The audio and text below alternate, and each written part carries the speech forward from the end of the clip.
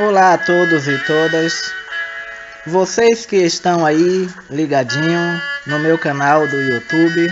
Aqui quem fala mais uma vez é o Pastor Fábio e quero convidar você a estar se inscrevendo aí no meu canal. E eu vou estar dando uma aula, e essa aula vai ser sobre capelania carcerária. Há muitas pessoas que têm dúvidas sobre capelania carcerária. E nós sabemos que a expressão capelania carcerária, ela é sinônima de pastoral carcerária. Ou seja, o pastor que tem a responsabilidade, de estar aconselhando, ajudando aqueles que estão nas prisões. Então, essa pastoral carcerária, sendo esta a última, de uso relativamente recente, nós sabemos que ela tem um emprego mais frequente, que ocorre predominante no âmbito da Igreja Católica, pelo menos no Brasil. No Brasil veio a capelania carcerária através da Igreja Católica, foi quem deu início aqui a capelania carcerária no Brasil. Mas a capelania carcerária mesmo, ela já existia na Inglaterra, lá no século XVIII, de vez que os estabelecimentos de reclusão penal, elas contavam com um serviço religioso oferecido por intermédio de quê? Da figura do capelão. Era o capelão que era responsável de estar indo visitar os prisioneiros, ensiná-los, pregar a palavra. Então era o clérigo anglicano que cuidava dos serviços pastorais relacionados aos presos, que era sediado nas capelas institucionais. Então eu quero que vocês entendam que a palavra capelania, ela se refere ao cargo exercido pelo capelão. Então, quando você ouvir, eu estou fazendo capelania, ou seja, alguém está estudando para ser um capelão. E esse capelão, ele recebe uma adjetivação de acordo com o público-alvo do seu ministério. Nós sabemos que a capelania, meus queridos ouvintes, ele tem sua origem no trabalho que o capelão realiza junto aos encarcerados ou presos. O autor prefere usar a expressão capelania carcerária por ser de largo emprego internacional. Inclusive na América Latina acontece, além de identificar um campo semântico que abrange a figura do capelão, por exemplo, da capela e do encarcerado. Tem um grande homem que se destacou como capelão na Inglaterra. Esse homem chamava-se John Wesley. Ele chegou a exercer o cargo de capelão quando ele esteve na Geórgia lá para 1735 a 1738. Ele foi nomeado pelo general Oakthorpe, antes, porém, de viajar para lá. Esse homem, John Wesley, ele desenvolveu um ministério de forma voluntária, junto a diversas prisões da Inglaterra. E isso significava ter exercido ele o ministério da capelania carcerária, na qual ele tinha um colega que se chamava William Morgan. Esse William Morgan era pioneiro do Clube Santo, ele já desenvolvia atividade religiosa junto aos presos antes de John Wesley ser envolvido nesse serviço. E foi esse William Morgan que conseguiu, não sem muitos esforços, teve que se esforçar muito. Foi este homem que conseguiu introduzir John Wesley nesse tipo de missão. E isso aconteceu lá para 1730, quando ele inicia suas visitas às prisões. O local escolhido foi a prisão do castelo, e a data foi no dia 24 de agosto daquele ano. Foi daí que deu o marco inicial do envolvimento de John Wesley com essa obra denominada por Duncan a Helid da capelania não oficial, que até o momento não era oficial. Então John Wesley ele tem um envolvimento muito grande com a capelania, e durante 9 meses, a partir de setembro de 1735, Wesley visitou, pregou nas cadeias de Londres, de Boston, de Oxford, não menos de 69 vezes. Então, os registros biográficos de Wesley, que inclui seu trabalho nas prisões, isso mostra um indicativo que demonstraram ter exercido a capelania carcerária até o final da sua vida, de maneira muito frequente e intensa, conforme foi verificado no presente ensaio. Então, meus queridos ouvintes, a ocorrência de crime na época do século XVIII, lá na Inglaterra, era generalizada. A legislação, elas punia severamente os criminosos, de maneira tão severa e desumana. Inclusive, eles tinham lá o costume de usar a pena de morte. Os magistrados e o sistema penitenciário deixava muito a desejar. A população carcerária sempre era superlotada, as prisões. Mas mesmo assim o Wesley se envolveu com a evangelização, apacentou os presos a partir de sua primeira visita à prisão do castelo, e a experiência pastoral que teve com o trabalho realizado com os réus foi muito forte, porque os réus eram condenados à morte e o pastor ficava com o coração muito triste.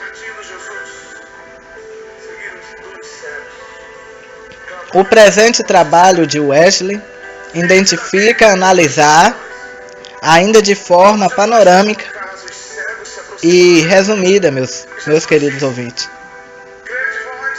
E esse aspecto da capelania carcerária era desenvolvida por John Wesley. Bem assim, ele aponta suas contribuições por ele oferecidas. Ele teve muitas contribuições. Ele foi um articulador, porque ele fez de tudo para mudar algumas coisas que estavam acontecendo na época. O Wesley, ele chega a fazer comentários de Mateus 25:36.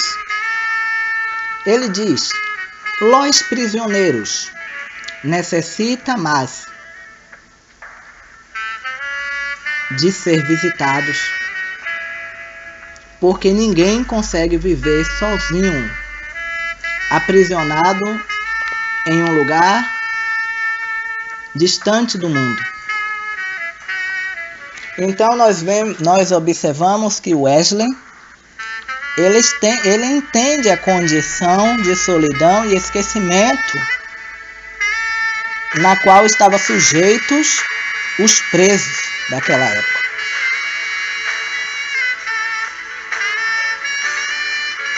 Então aquilo foi colocado no coração dele de estar visitando os prisioneiros e ali está fazendo a obra cristã. Ele ainda faz explicações em Hebreus 13, no seu versículo 3, ele apresenta duas justificativas que devem ser mantidas constantemente, que é a lembrança dos presos por parte dos cristãos.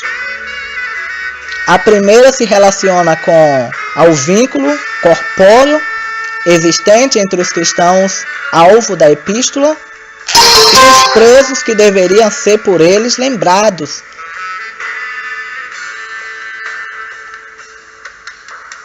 Ele fala do espiritual e ele também fala do civil daqueles presos. Então o Wesley, ele dá entendimento e fortalecimento com compromisso solidário num grau de empatia, e ele chega a pressupor a ideia dos cristãos virem se achar preso com eles também. Ou seja, o Wesley chega a dizer que se coloque no lugar deles. Sinta como se vocês estivessem presos também. Hebreus 13:3 ele completa e continua dizendo em Mateus 25:38. Os presos devem ser alvo da atenção.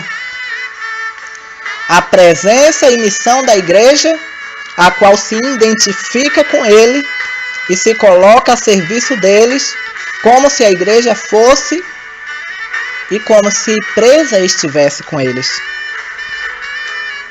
Meus queridos ouvintes do YouTube, do Palco MP3, o Wesley ainda chega a dar outras referências bíblicas relevantes. Ele chega a citar o livro de Êxodo, utilizando. Ele chega a pregar aos prisioneiros franceses.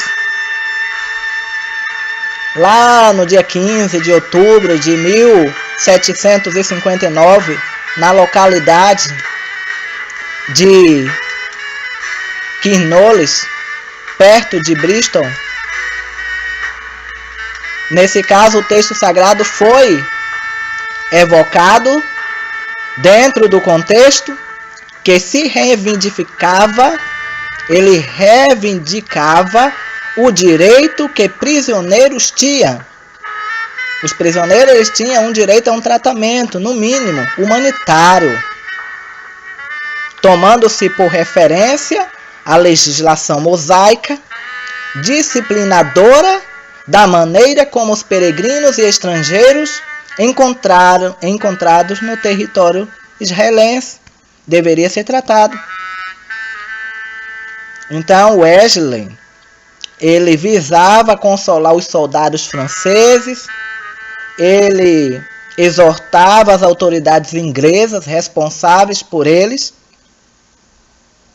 uma vez que foram feitos seus prisioneiros de guerra. Então, além dos textos bíblicos acima referidos, há outros que foram utilizados por Wesley. Ele redigiu mensagens específicas que ele preparou para ser lida e ouvida por todos aqueles que estivessem no corredor da morte. O título do documento que Wesley colocou, ele colocou lá um título: A um réu. O tema daquele documento redigido por Wesley foi A um réu. Seu conteúdo, ele colocou seu conteúdo, versa a respeito dos temas mais importantes que o condenado deveria tomar conhecimento a fim de decidir sobre sua sorte na eternidade. O texto é breve, seu tom é de urgência Os assuntos são abordados com o máximo de objetividade, clareza e racionalidade. A mensagem da salvação é apresentada dentro de um escopo teológico, inclusive em que a graça de Deus tem por alvo os criminosos totalmente rejeitados e cruelmente expulsos do convívio social. O tempo de espera no corredor da morte era curto demais, meus irmãos. Mas mesmo assim, entre o dia da conversão do criminoso a Cristo e o momento da sua execução, os frutos de sua nova fé deveria ser demonstrado mediante a santificação de sua vida.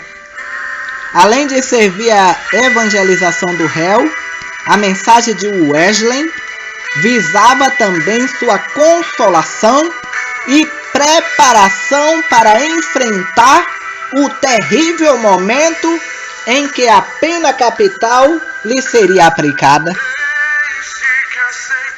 Então, percebe-se a perícia wesleyana presente em A. Um réu, no tocante à escolha dos temas. Resume-se as 6 enfoques, os quais refletem sobre as questões em tese, na qual merecia o interesse de todo prisioneiro condenado à morte. Pode-se resumir que o documento em apreço refletia em parte a experiência de Wesley no exercício de sua capelania junto a tal tipo de públicos. Isto é, questões abordadas e o modo quando são expostas certamente resultaram de necessidade constatada por Wesley. Durante as inúmeras visitas e atendimentos pastorais junto às prisões ao longo do seu ministério, inclusive de assistência ao réu durante o processo de sua execução. Wesley ele chega a dar um resumo dos tópicos apresentados. Como eu já disse, o tema é um réu.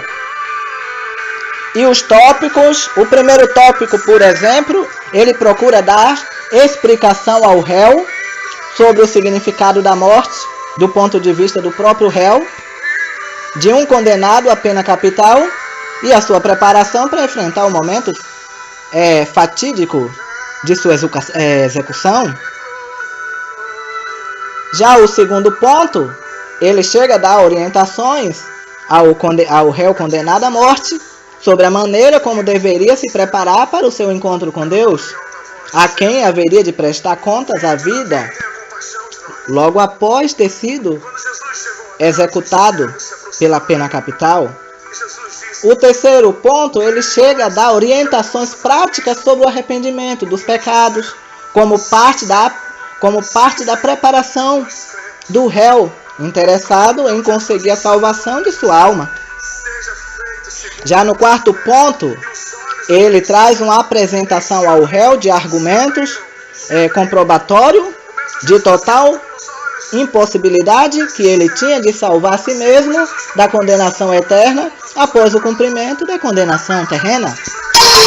Já no quinto ponto, a apresentação de Jesus Cristo como único meio de salvação, aceito pela fé por parte do réu.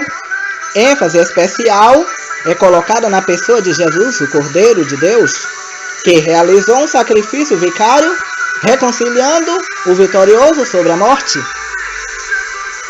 Já o sexto tópico de Wesley, ele dá orientações práticas relacionadas ao comportamento cristão do condenado convertido a Cristo, aos quais deveria ser observada por ele desde o momento de sua conversão até a sua execução sumária. Por fim, convém que seja lembrada que esse tema, há um réu, se embasa em mais de 16 registros bíblicos, os quais são citados e referenciados por Wesley com precisão inigualável, dando aos seus argumentos a consistência necessária a qualquer criminoso que tivesse o mínimo de interesse pela salvação de sua alma. As passagens bíblicas presentes em diversos momentos do texto obedecem à ordem relacionada a seguir em Hebreus 12, versículo 14, Filipenses 2, 5, João 2, versículo 6, Mateus 22, 37 e também o 38, Mateus 7, 12, Ezequiel 18, 4, 1 Tessalonicenses 1, versículo 9, Apocalipse. Então são vários textos que o Wesley ele chega a estar citando. O Wesley chega a dar as suas duas bases metodológicas. O trabalho de capelania carcerária realizada por Wesley observou princípios de organização e métodos muito avançados para os seus dias, como se pode constatar no quadro informativo. Primeiro, ele faz uma elaboração de um plano de trabalho baseado nas necessidades, localização, circunstância em que se achavam os presos. A exemplo que foi desenvolvido na prisão do Castelo em Oxford. A partir de 1729, o plano de trabalho da capelania carcerária incluía, dentre outros, os seguintes itens. Por exemplo,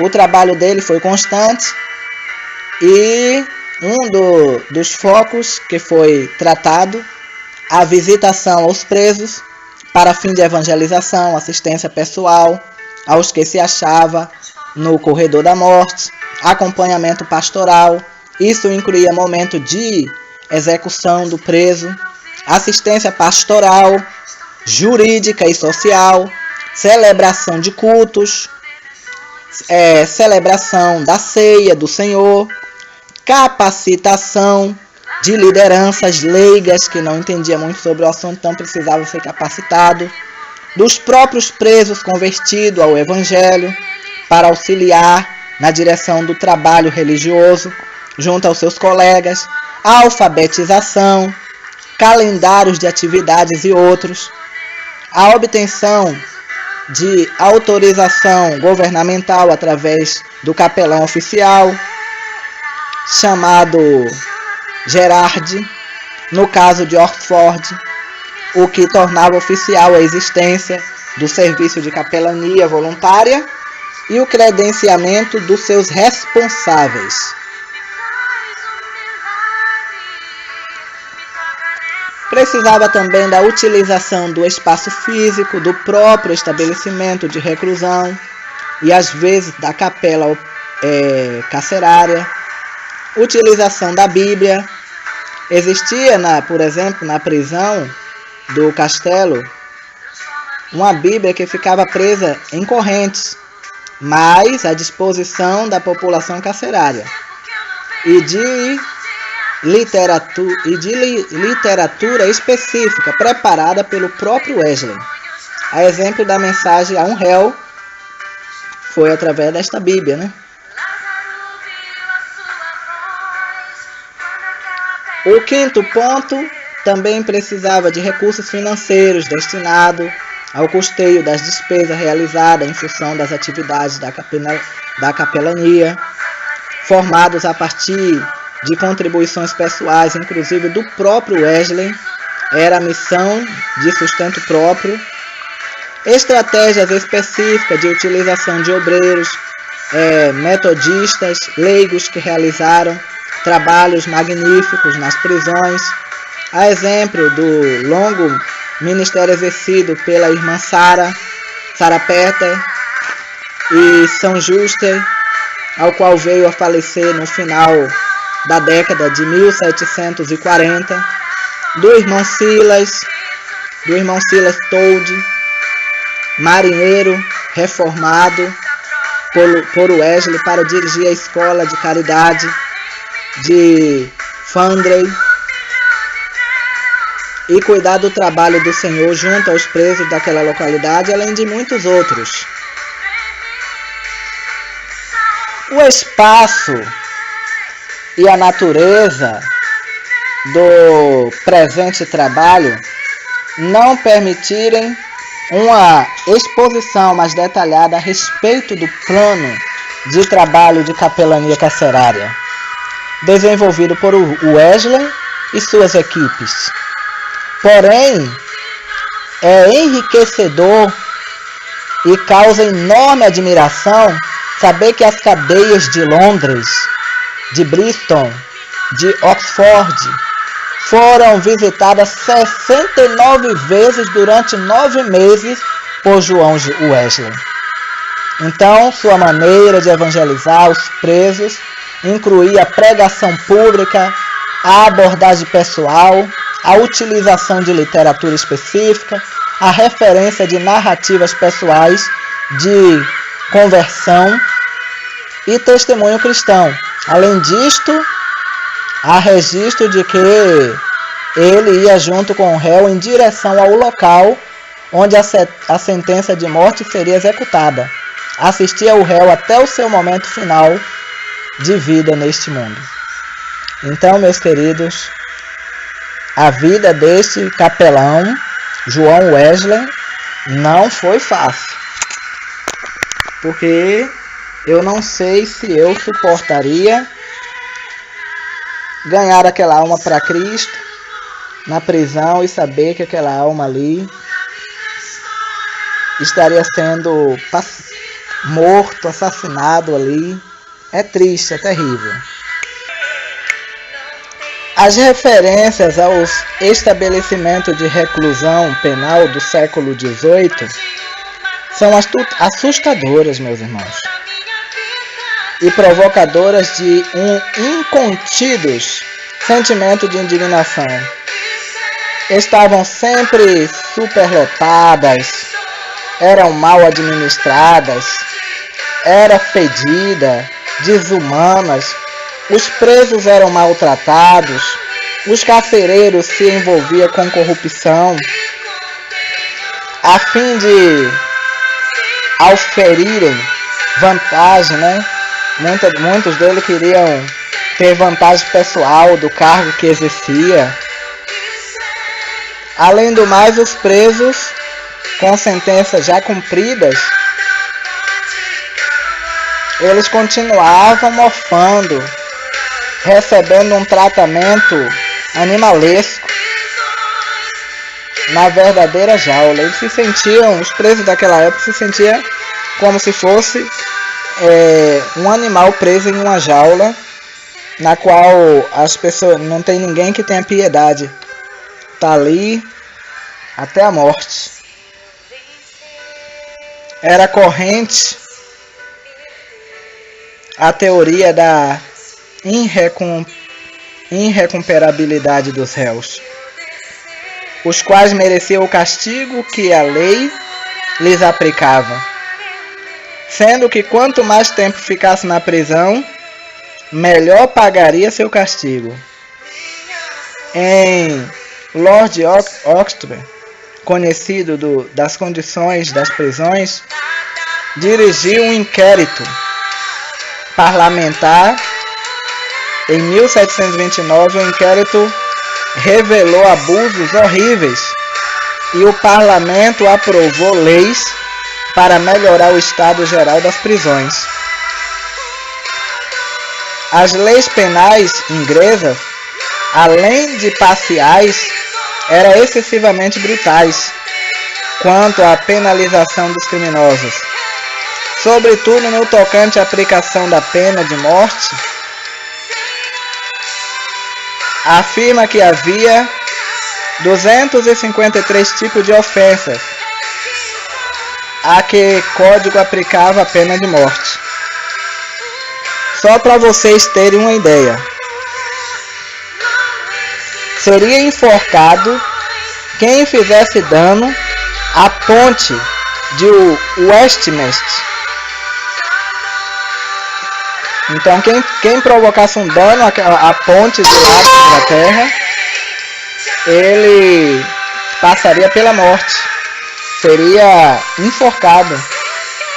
Quem matasse um coelho também seria assassinado. Quem cortasse uma árvore ou roubasse alguma coisa, também seria, tudo passava por enforcamento. E seria o mais rápido possível. Podia ser uma coisa simples, era condenado à morte na hora. O Código Civil e Penal era severo demais. Como a classe superior governava a classe inferior, sem conhecer suas condições e sem se simpatizar com sua sorte, não era de se admirar que o Código Penal fosse coisa terrível. Havia no Código Penal enumeração de 160 crimes sujeito à pena de morte. Por exemplo, se alguém furtasse um cavalo ou uma ovelha, esse tal seria condenado à morte. Quem pegasse um objeto de valor também era condenado à morte. Quem roubasse uma bolsa, um adolescente que nem aqui já acontece no Brasil, furto de bolsa, furto de qualquer coisa, era condenado à morte na hora. O réu era morto. A forca era das execuções que mais acontecia na época.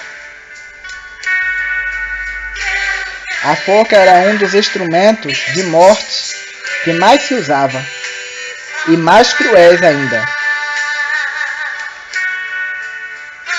Tinha também pesos de ferros ou de pedra no peito do réu, deitado de costa.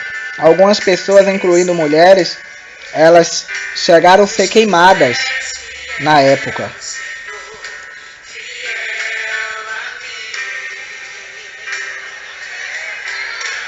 Então, diante das leis penais injustas e desumanas, diante do quadro infernal que dominava as cadeias e presídios, foi daí que Wesley, ele não cruzou os braços, nem se desanimou. Além do que fez pessoalmente, junto aos próprios presos e às autoridades, ele também procurou conquistar para o reino de Deus os que faziam parte da carceragem, os carcereiros, que uma vez discipulado, à luz do metodismo wesleyano, ofereceram uma inestimável contribuição para uma reforma de humanização dos estabelecimentos de reclusão penal. Foi, sem dúvida, uma estratégia muito feliz utilizada por Wesley para alcançar tal objetivo. A transformação que aconteceu na cadeia de Newgate e em Bristol, em decorrência da conversão do seu carcereiro, o Sr. Dagen, foi tão significativa que houve por bem a Wesley noticiá-la ao redator do London no dia 2 de janeiro. O texto é possuidor de dados de tamanha relevância para essa dimensão do trabalho do Evangelho, que merece um espaço especial nos documentos pertinentes ao assunto. Então foi citado, né?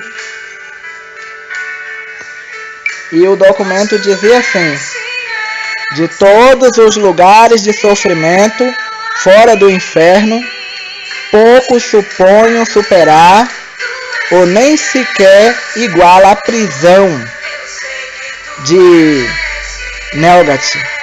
Se algum lugar de horror pode superar.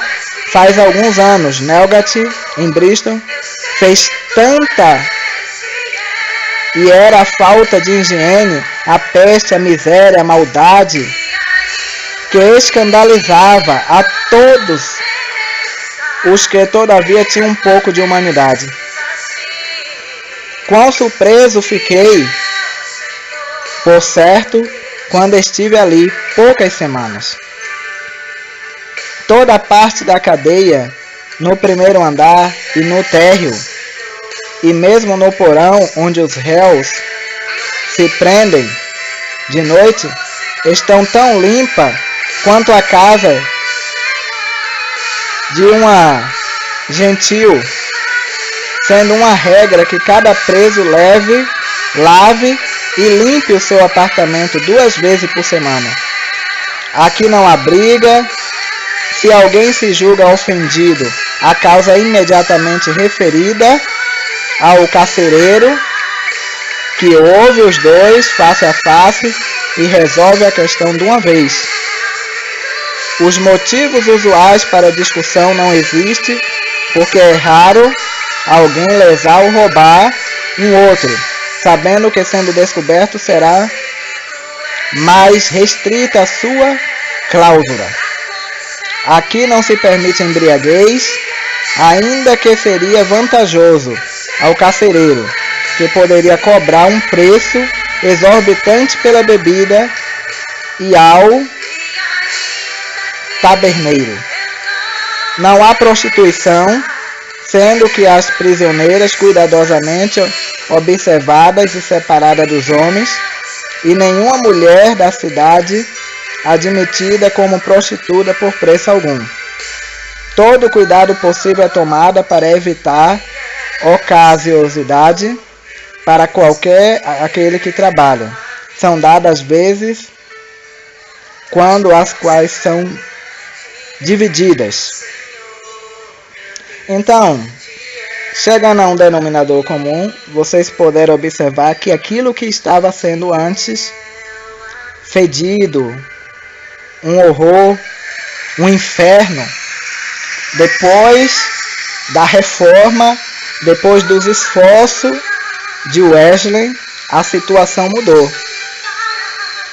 A situação mudou e mudou para melhor.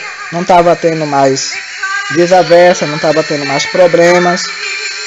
E a situação daqueles presos mudou porque teve um homem que lutou. Além dos esforços empreendidos por Wesley e outros colaboradores, jamais pode esquecido o trabalho realizado por João Ward, que mesmo sem pertencer à sociedade metodista, foi influenciado pelo movimento wesleyano e é considerado o principal promotor, líder e promotor da reforma das prisões da Inglaterra, do grande espaço que ele é dedicado, e teve muitos e muitos outros que também ajudaram nessa reforma. Teve as contribuições wesleyanas para a capelania carcerária brasileira. E é isso que eu vou falar com vocês agora. Que essa contribuição wesleyana, ela teve uma visão panorâmica da situação brasileira, apesar da distância temporal que nos separa de João Wesley e seu século, e a despeito dos avanços culturais que a humanidade alcançou nos últimos anos, a criminalidade não cessou. A plena humanização das leis e dos estabelecimentos prisionais ainda não aconteceu. O tratamento dispensado aos presos por parte da autoridade ainda está longe de ser classificado de satisfatório. Já no tocante ao Brasil, as perspectivas quanto ao futuro não são mais alentadoras, sobretudo quando considerados os fatores complicadores e agravadores das condições sociais reinantes, atuantes, o desemprego, o tráfico, o uso indevido de drogas, o alcoolismo, o desemprego, a imoralidade. Há uma série de outros agentes geradores de violências, de morte, sinaliza o agravamento do cenário, nacional, em especial quanto ao aumento da criminalidade. Nós vemos, tem se noticiado muito, a população carcerária brasileira já ultrapassou a casa dos seus 200 mil presos, sendo que a maioria deles é gente jovem, abaixo de 30 anos de idade. A legislação penal brasileira de cárcere de atualizações tendo a seu favor o fato da não existência da pena de morte. A superpopulação carcerária é fato notório e noticiado frequentemente pelos meios de comunicação de massa. A relação do preso, agente penitenciário, policial, carcereiro, está longe de alcançar um patamar razoável em tese.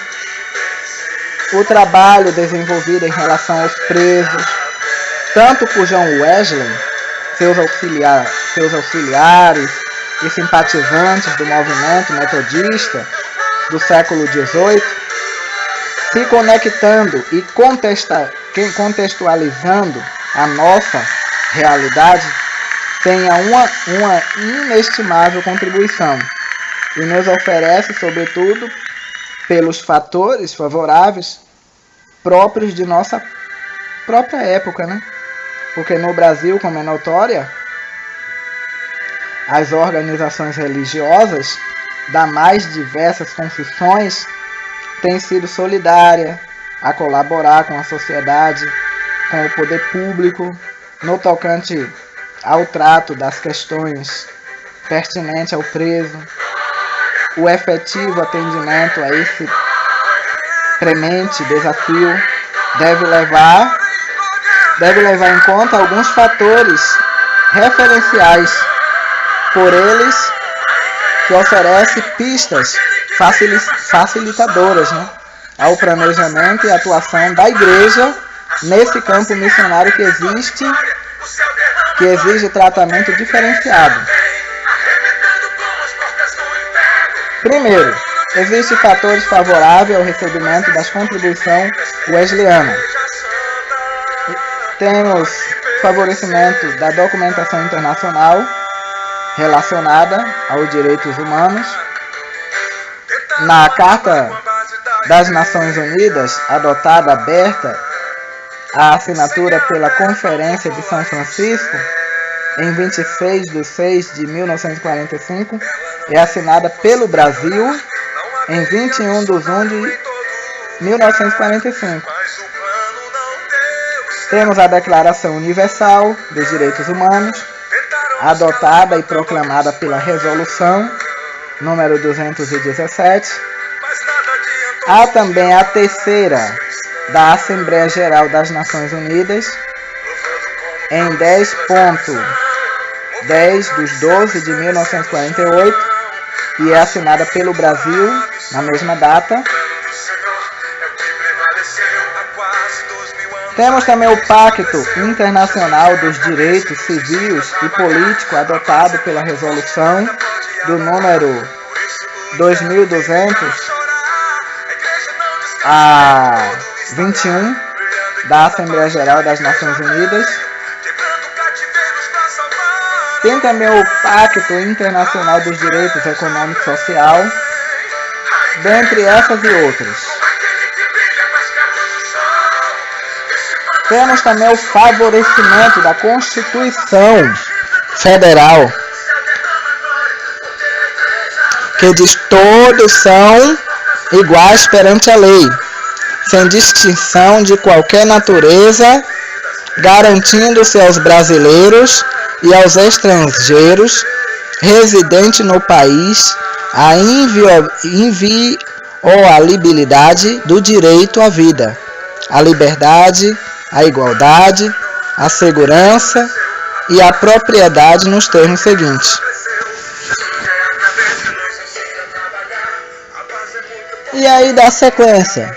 Por exemplo, privação ou restrição da liberdade, perda de bens, multa, prestação social alternativa, suspensão ou interdição de direito, não haverá penas de morte, salvo em caso de guerra declarada nos termos do artigo 84, de caráter perpétuo, de trabalho forçados, de banimentos cruéis.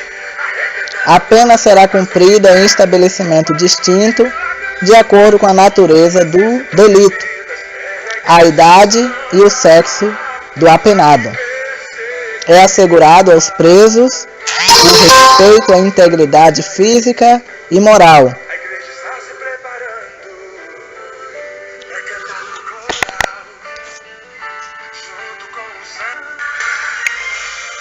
Temos também o favorecimento da lei de execução penal. Por exemplo, a lei número 7.210, de 11/7 de 1984, na seção 7 da assistência religiosa, lá no seu artigo 24, fala da assistência religiosa com liberdade de culto. Será prestada aos presos e aos internados permitidos participação nos serviços organizados no estabelecimento penal, bem como a posse de livros de instrução religiosa. No estabelecimento haverá local apropriado para cultos religiosos. Nenhum preso ou internado poderá ser obrigado a participar de atividade religiosa. O favorecimento do Estatuto da Criança e do Adolescente, Lei número 8.069, de 13/7 de 1990, na seção 7 da internação, também no artigo 124, são direitos do adolescente privado de liberdade, entre outros.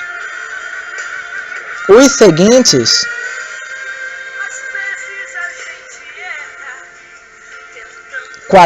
recebe a assistência religiosa segundo a sua crença, e desde que assim o deseje.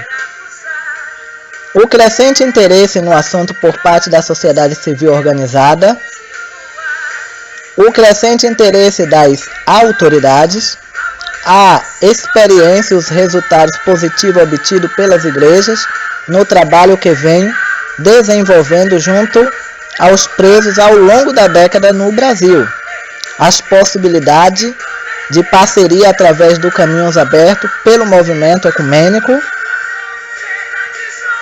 apoio das organizações religiosas especializadas em trabalhar com filmes, literatura específica para presos, curso de qualificação profissional, palestras educativas, a força reivindicatória que as organizações religiosas no Brasil têm adquirido em decorrência do crescimento das igrejas e da existência de um número cada vez maior de evangélicos ocupando o cargo de liderança na esfera nacional, estadual, municipal do poder público do Brasil. Os recursos tecnológicos a serviço da ação pastoral, a Sociedade Bíblica do Brasil, a literatura bíblica apropriada ao trabalho com os presos, os cursos de capacitação de obreiros, clérigos, leigos, para a capelania carcerária, literatura destinada a esclarecimento e a educação continuada de obreiros, a existência de voluntário para a capelania carcerária e outros. Dentre a imensa contribuição de Wesley, nos legou com um olhar missionário, direcionado ao vasto campo da missão existente em cada reclusão penal existe no Brasil e pode-se registrar sua contribuição específica à capelania carcerária brasileira de forma direta ou indireta, se faz refletir nas propostas abaixo. Temos a doutrina da graça oferecida a todos os pecadores, inclusive os presos. A crença de que os presos é recuperável, a luta em prol da construção e manutenção de estabilidade, de estabelecimento também de reclusão penal, humanizando os possuidores do mínimos, dando a eles o mínimo conforto que faz jus o preso em virtude da própria dignidade humana, a luta em prol da contínua humanização das leis penais e da execução penal, a evangelização dos presos através de métodos adequados à sua situação de restrição da liberdade física mais favorável à sua liberdade e crescimento enquanto integre do reino de Deus. A formação de pequenos grupos de discipulados cristãos, a capacitação de presos convertidos ao Evangelho que tenha vocação para a liderança, a fim de auxiliares na condução do serviço religioso e na instituição penal, a oficialização dos serviços de capelania carcerária, a construção de capelania nos espaços comunitários dos estabelecimentos de reclusão penal, o crescimento de capelania inclusive através do concurso público, nomeação pela autoridade competente, o estabelecimento de coordenação local, estadual, nacional da capelania carcerária, dentre esses e muito mais. Então são muitos, meus queridos, muitos mesmo. O assunto de capelania, eu tenho certeza de que você, prestando atenção, ouvindo, você está aprendendo aqui bastante. Porque hoje nós temos a publicação de material evangélico, de crescimento específico para os presos, o oferecimento de oficinas de artes, músicas e artístico de um modo em geral, um plano de assistência pastoral e social que contemple a individualidade do preso, incluindo sua preparação para o retorno ao convívio da família e da sociedade, um trabalho feito junto à família do preso, a sua futura igreja, a sociedade que haverá de recebê-lo de volta, né? A família do preso, a sociedade que tem dificuldade de aceitar o ingresso do sistema penitenciário. Inclui no campo da atuação da capelania carcerária a família do preso e a família da vítima. Oferecer um programa especial de assistência espiritual e a religiosidade aos carcereiros, guardas, penitenciários, policiais, diretores e outros funcionários dos estabelecimentos de reclusão penal. A apresentação de relatórios às autoridades competentes, à sociedade em geral e às igrejas a respeito das atividades desenvolvidas pela capelania carcerária. Articular com quem de direito a realização de trabalhos preventivos, principalmente junto às crianças, adolescentes, jovens, tendo por objetivo o seu não envolvimento com caminhos de criminalidade. Trata-se de um trabalho que deve visar e convencer que o crime não compensa sob nenhuma hipótese e oportunizar aos atentos e presos o conhecimento da Bíblia, dentro do possível providenciar para que cada um possua sua própria e seja exemplar. Meu querido irmão, por tantas vezes que eu errei, vamos concluir esse breve curso de capelania carcerária. Nós sabemos que o caminho percorrido pelo autor incluiu diversas fontes biográficas, como nós podemos constatar. Porém, o assunto sobre capelania, da qual nós estudamos do início até agora, não se esgotou. Todavia, os resultados alcançados se constituem, meus queridos, num quadro de referência que comprova o quanto Wesley e seus auxiliares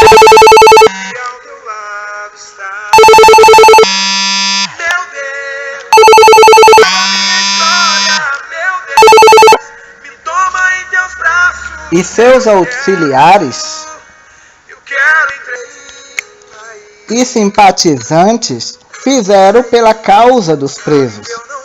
É inegável também a extensão internacional dos benefícios oriundos da obra que realizaram.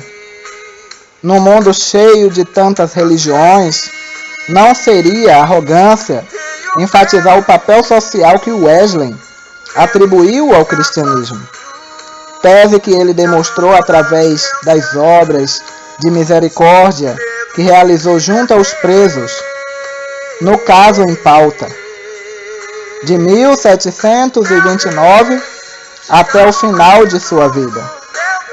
Não, meus queridos, uma coisa eu te digo, não parou por aí. A influência social de sua pessoa e obra ultrapassaram o século XVIII e chegaram até nós. A dedicação pessoal de João Wesley à causa dos presos, além de harmonizar-se com seu discurso, é um exemplo possuidor daquela força carismática que penetra até os porões sobre-humanos e imundos do nosso mundo. Ali tal força se transforma em luz, que ilumina as consciências, aquece os corações e faz ressurgir a esperança, a paz, o amor, a fé, a alegria, a vida, enfim. Por isso mesmo, o recado final deve ser dele, como se a nossa frente caminhasse na direção da população carcerária ansiosa por receber a graça de Deus. Por fim,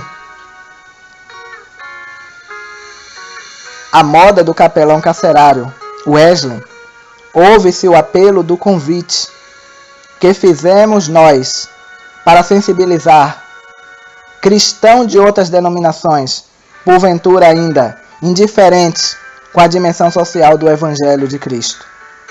Se a maioria dos cristãos evangélicos do Brasil de hoje abraçasse a causa dos presos e de alguma maneira se engajasse nessa missão, certamente estaria dando um sentido horizontal à sua fé e canalizando a graça de Deus na direção de milhares de vidas, escravas e condenadas por diversas vezes a formas, porém alvos da expressão fraterna e solidária do amor de Deus. É isso aí, espero que você possa ter compreendido este assunto e possa contribuir para o seu aprendizado sobre capelania carcerária. Que você tenha o desejo de estar evangelizando os presos, ajudando os que estão presos, orando por eles, porque isso será muito bom. Que Deus abençoe a todos e até o nosso próximo vídeo. Fiquem todos na paz do Senhor Jesus.